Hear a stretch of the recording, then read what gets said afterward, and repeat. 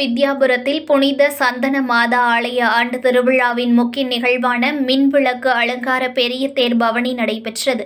நாகப்பட்டினம் மாவட்டம் சோழ வித்யாபுரத்தில் வேளாங்கண்ணி புனித ஆரோக்கிய மாதா பேராலயத்தின் உபகோவிலான புனித சந்தன மாதா ஆலயம் அமைந்துள்ளது.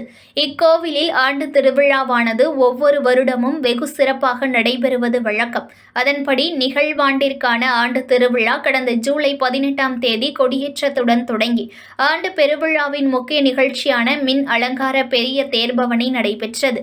இதனையொட்டி மின் விளக்குகளால் அலங்கரிக்கப்பட்ட சப்பரத்தில் மிக்கேல் சம்மனசு, அந்தோணியார், சூசையப்பர், சிவக்கின், சந்தனமாதா ஆகியோர் எழுந்தருளினர். முன்னதாக வேளாங்கண்ணி பேராலய பங்கு தந்தை அற்புதராஜ் தலைமையில் நவநாள் ஜெபம் உள்ளிட்ட சிறப்பு திருப்பலி நடைபெற்றது.